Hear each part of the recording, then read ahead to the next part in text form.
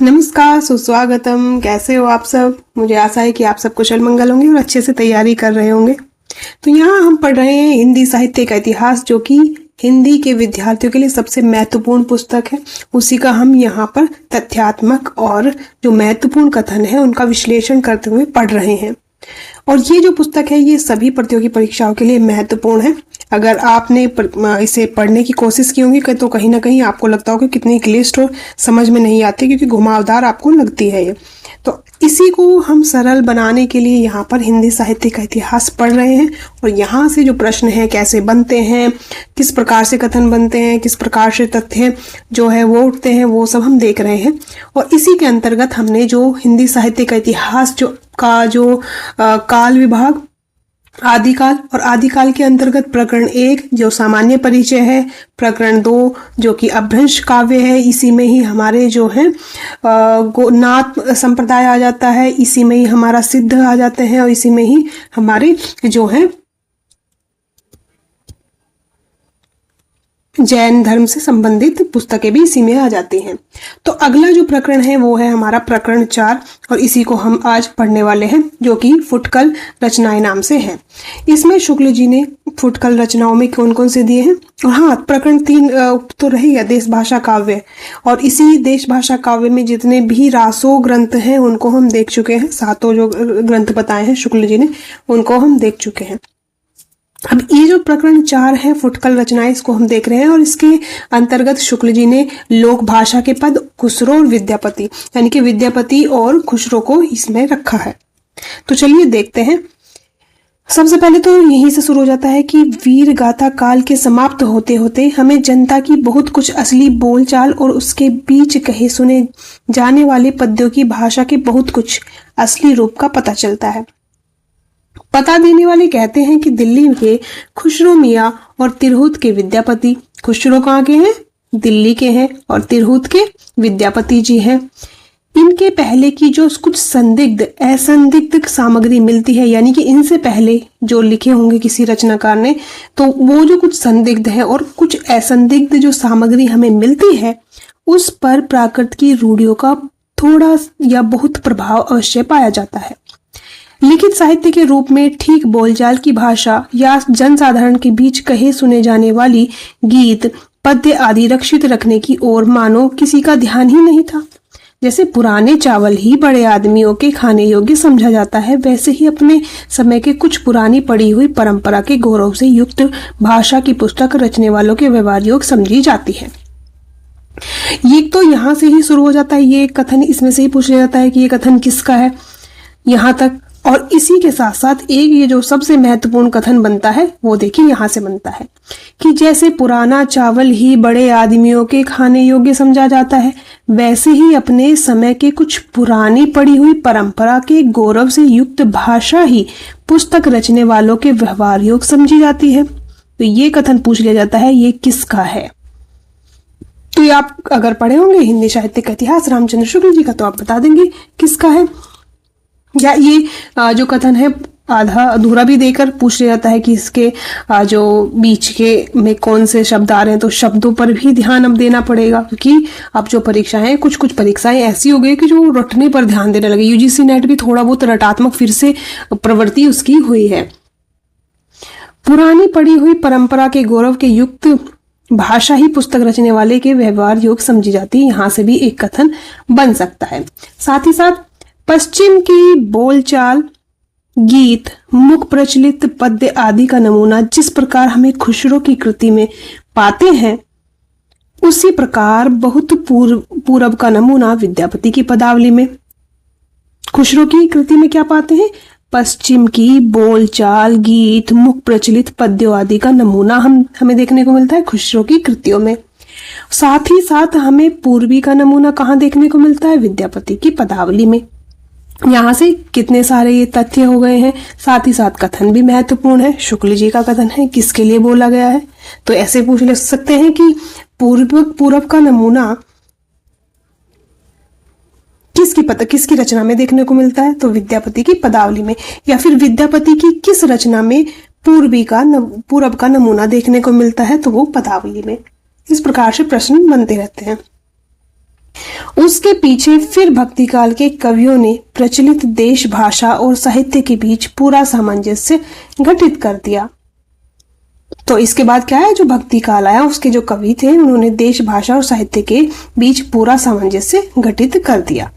तो ये तो हमने देख लिया लोक भाषा के पद जो भी थे इसमें कि क्या रचना थी, जो भाषा कैसे परिवर्तित हो रही थी और किन किन ने इनका प्रयोग किया। अब उसी के अंतर्गत हम देख रहे हैं खुसरो जी को। खुसरो यानी कि अमीर खुसरो जी। 7 रचनाकार हम देख चुके हैं रासो साहित्य में, और ये 8वें जो है ये है फुटकल रचनाओं के अंतर्गत, इसमें खुसरो और विद्यापति जी हैं। पृथ्वीराज की मृत्यु संवत 1249 के 90 वर्ष पीछे खुसरो ने संवत 1340 के आसपास रचना आरंभ की। पृथ्वीराज की मृत्यु कब हुई थी? 1249 में, और उसके 90 वर्ष के बाद यानी कि 1340 के आसपास रचना आरंभ की थी। किसने? खुसरो जी ने। इन्होंने गयासुद्दीन बलबन से लेकर अलाउद्दीन और कुतुबुद्दीन मुबारक शाह तक कई पठान बादशाहों का जमाना देखा था। ये फारसी के बहुत अच्छे ग्रंथकार और अपने समय के नामी कवि थे। तो किस किस के? ये फारसी के बहुत अच्छे ग्रंथकार थे और अपने समय के नामी कवि थे। और ये तो प्रश्न पूछा ही जाता है कि इन्होंने कितने उनका देखा था। तो गयासुद्दीन बलबन, अलाउद्दीन, कुतुबुद्दीन, मुबारक शाह, ये जो थे इन पठान बादशाहों का जमाना देखा था। ये फारसी के बहुत अच्छे ग्रंथकार थे और अपने समय के नामी कवि थे। मृत्यु के बारे में भी इनको याद रखना है कि इनकी मृत्यु कब हुई थी। इनकी मृत्यु संवत 1381 में हुई थी और जन्म 1249 के आसपास, नहीं 1340 के आसपास। ये बड़े ही विनोदी, मिलनसार और सहृदय थे। इसी से जनता की सब बातों में पूरा योग देना चाहते थे। जिस ढंग से दोहे, तुकबंदियां और पहेलियां आदि साधारण जनता की बोलचाल में इन्हें प्रचलित मिली, उसी ढंग से पद्य, पहेली आदि कहने की उत्कंठा इन्हें भी हुई। इन्होंने पहेलियों और मुकरियां, इनकी जो पहेलियां और मुकरियां हैं प्रसिद्ध हैं। इनमें उक्ति वैचित्र्य की प्रधानता थी, यद्यपि कुछ रसीले गीत और दोहे भी इन्होंने कहे हैं। तो खुसरो ने क्या कौन कौन से लिखे थे? इन्होंने खुसरो की जो मुकरिया और पहेलियां ये तो प्रसिद्ध हैं ही, और खुसरो में क्या देखने को मिलता है? उक्ति वैचित्र्य की प्रधानता देखने को मिलती है, लेकिन साथ ही साथ कुछ रसीले गीत और दोहे भी कहे हैं, लेकिन प्रमुखता पहेलियां और मुकरियों की है। आगे बढ़ते हैं। यहां इस बात की ओर ध्यान दिला देना आवश्यक प्रतीत होता है कि काव्य भाषा का ढांचा अधिकतर शोरशैनी या पुरानी ब्रज भाषा का ही बहुत काल से चला आता था। अतः जिन पश्चिमी प्रदेशों की बोलचाल खड़ी होती थी उनमें भी जनता के बीच प्रचलित पद्यों, तुकबंदियों आदियों की भाषा ब्रज भाषा की ओर झुकी रहती थी। अब भी यह बात पाई जाती है कि इसी से खुसरो की हिंदी रचनाओं में भी 2 प्रकार की भाषाएं पाई जाती हैं। कौन कौन सी? ठेठ खड़ी बोलचाल, पहेलियां, मुकरियां और 2 सुखानों में मिलती है।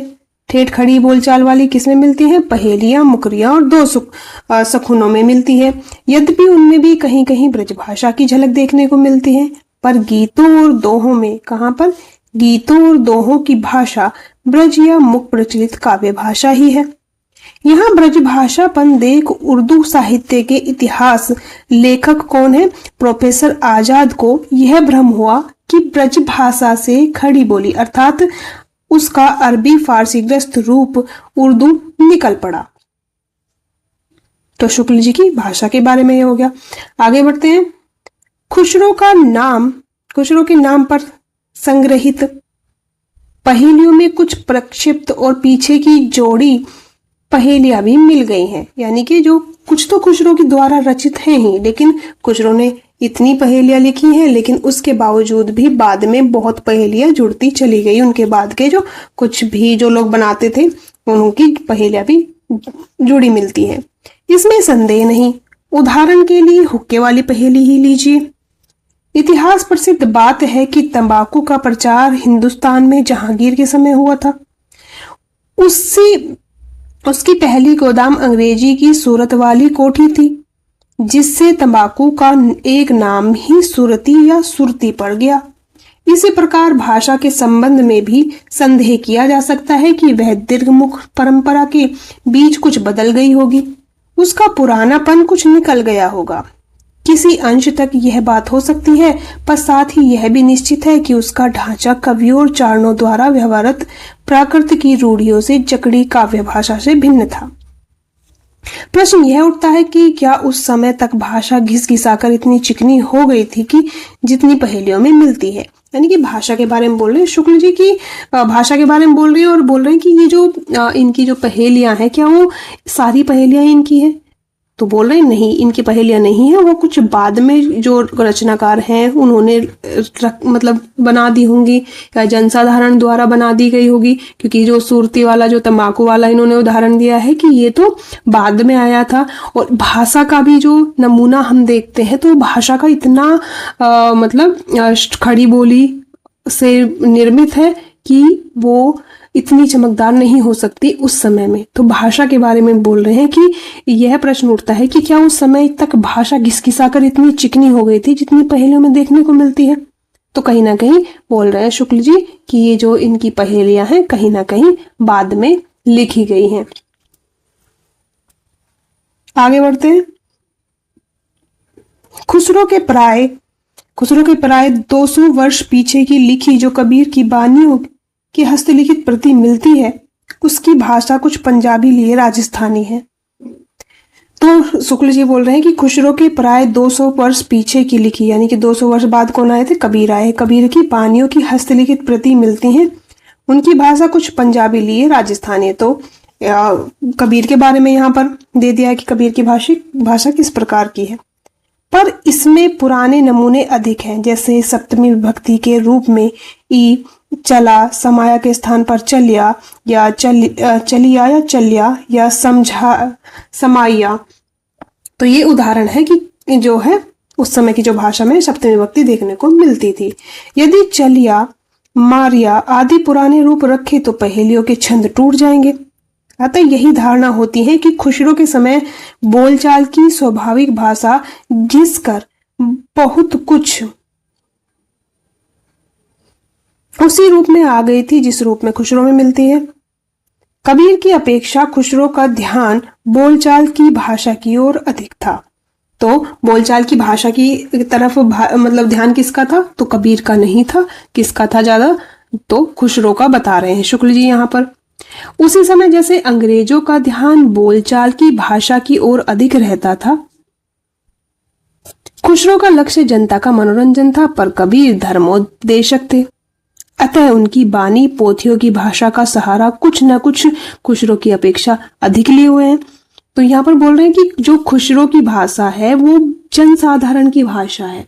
तो हो सकता है कि उस समय की भाषा इतनी जो है जो इस समय की खड़ी बोली है लगभग वैसी ही लगती थी जो जनसाधारण के बीच में थी। क्योंकि पहले जनसाधारण के बीच भाषा परिवर्तित होती है और फिर धीरे धीरे वो और सरल होती चली जाती है साहित्यकारों के बीच या फिर जो भी विद्वान गण हैं उनके बीच। क्योंकि भाषा शुद्ध रूप लेती चली जाती है, शुद्ध रूप कह सकते हैं, या फिर सरलता की तरफ बढ़ती चली जाती है। आगे बढ़ते हैं। नीचे खुसरो की कुछ पहेलियां, दोहे और गीत दिए गए हैं। तो ये जो दिए गए हैं शुक्ल जी ने दिए तो इस कारण से भाषा को दिखाने के लिए, लेकिन ये हमारी परीक्षा के लिए और भी प्रकार से इम्पोर्टेंट है। एक तो इनके कि ये किसकी रचना है, दूसरा इस पहेली का अर्थ क्या है। ठीक है, तो इस पहेली को बूझना और इसके रचनाकार। तो है, एक थाल मोती से भरा, सबके सिर पर औंधा धरा, चारों ओर वे थाली फिरे, मोती उससे एक न गिरे। तो वो क्या है? तो वो है आकाश। कि वहां जो थाली यानी कि जो है आकाश है, उसमें क्या है? वो सबके सिर पे औंधा रखा हुआ है, यानी कि वो उल्टा रखा हुआ है। वो थाल यानी कि जो आकाश है वो चारों ओर वे थाली फिरे, यानी कि जो आकाश है चारों तरफ घूमता रहता है। आप देखते भी होंगे तारे धीरे धीरे ऐसे घूमते हैं जब आप ऊपर देखते हैं। मोती उससे एक न गिरे, मोती यानी कि जो चांद तारे हैं वो सब कोई सा भी एक भी नीचे नहीं गिरता है। तो क्या है? आकाश है। अगला है, एक नार ने अचरज किया, सांप मार पिंजड़े में दिया, जो जो सांप ताल को खाए, सूखे ताल सांप मर जाए। तो ये क्या है, दिया और बाती है। कि क्या है, सांप मार पिंजड़े में दिया, पिंजड़े यानी कि जो दिया है उसमें, सॉरी, जो दिया है उसमें जो क्या है वो तेल और बाती है, दिया और बाती है। जैसे जैसे वो सांप है यानी कि जो बाती है वो क्या करती है, ताल को खाती है यानी कि वो तेल को खा जाती है, और सूखे ताल यानी कि जब वो उसका तेल समाप्त हो जाता है तो सांप मर जाए यानी कि वो बत्ती जल जाती है। तो ये दिया और बाती है। तो यहाँ पर दिया भी आ जाता है कई बार, तो ये भी याद रखना है, दिया और बाती ना कर दिया भी आ सकता है। अगला है, एक नार दो को ले बैठी, टेढ़े होकर बिल में बैठी, जिसके बैठे उसे सुहाए, खुसरो उसके बल बल जाए। तो इसका क्या है, इसका अर्थ है पायजामा। कि एक नार दो को ले बैठी यानी कि जो पायजामा है वो दो को ले बैठा है, टेढ़ी होकर बिल में बैठी, जिसके बैठे उसे वो सुहाए, जो पैर जिसमें चला जाता है उसी को सुहाए, खुसरो उसके बल बल जाए। तो इस प्रकार की खुसरो जी की ये पहेली है। एक ये है, अर्थ तो इसका पूछेगा, मुंह देखो तो सूझेगा। तो इसका क्या है, दर्पण या आईना कह सकते हो। आगे बढ़ते हैं। ऊपर के शब्दों में खड़ी बोली का कितना निखरा हुआ रूप है।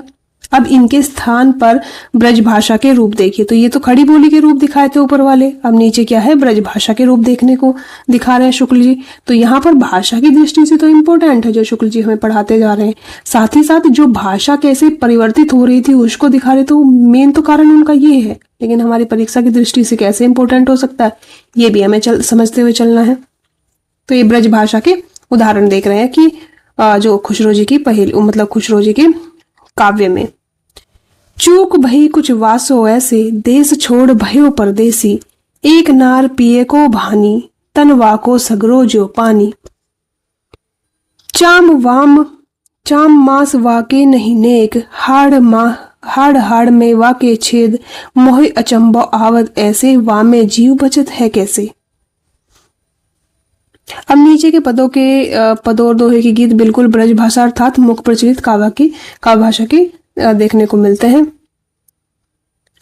उज्ज्वल बरन अधीन तन, एक चित्त दो ध्यान, देखन में तो साधु है, निपट पाप की खान, खुसरो रैन सुहाग की, जागी पी के संग, तन मेरा मन पियो का, दो भय एक रंग। तो ये पूछ लिया जाता है कि ये किसकी पंक्तियां हैं, तो बताएंगे आपने, अगर ये पढ़ी होगी हिंदी साहित्य के इतिहास की क्लास देखी होगी तो आप बता देंगे ये कि खुसरो जी की जो है पंक्तियां हैं। और ये वाला तो मोस्ट इंपोर्टेंट है, गोरी सोवे सेज पर, मुख पर डारे केस, चल खुसरो घर आपने, रैन बही चहु देश।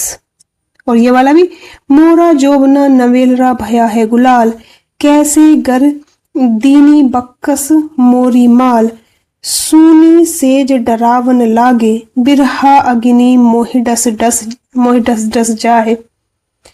हजरत निजामुद्दीन चिश्ती जर्जरी बख्त पीर, जोई जोई ध्यावे ते ते फल पावे। तो ये हजरत निजामुद्दीन के जब निधन के बाद इन्होंने ये पंक्तियां गाई थी या पंक्तियां बनाई थी। जोई जोई ध्यावे तोय तोय फल पावे, मेरो मन की मुराद भर दीजिए अमीर, जे हाल मिसकी मुकुन तगाफुल दुराए, नैना बनाए बतिया, किताबे हिजरा न दारम एजा, न लेहू काहे लगाए छतिया, सबान हिजरा दराज चू जुल्फ वो रोजे वसलत चू उम्र को तह, सखी पिया को जो मैं न देखूं तो कैसे काटूं अंधेरी रतियां। तो ये भी शुक्ल जी की ही पंक्तियां हैं। तो आज हम शुक्ल जी को ही देखते हैं और कल हम पढ़ेंगे विद्यापति जी को। तो यहाँ तक आपने क्लास देखी और अगले जो अंतिम जो फुटकल रचनाकार के या हमारे वीर गाथा काल के या आदिकाल के अंतिम जो कवि है वो है विद्यापति जी, और कल हम देखेंगे। और इसी के साथ हमारा आदिकाल जो क्या हो जाएगा, समाप्त है। तो हम आदिकाल की समाप्ति की तरफ हैं। तो आदिकाल हम पढ़ लेंगे, उसके बाद हमारा भक्तिकाल शुरू हो जाएगा। और अगर हमारा एक चारों प्रकरण समाप्त हो गए, यानी कि आदिकाल हम समाप्त कर दें तो भक्ति काल की तरफ बढ़ रहे हैं, तो यानी कि हमारी स्पीड काफ़ी अच्छी है। तो चलिए कल मिलते हैं, लेकिन याद रखिएगा आज क्लास समाप्त हो रही है, लेकिन पढ़ाई नहीं रुकनी चाहिए। कल मिलते हैं, तब तक के लिए धन्यवाद।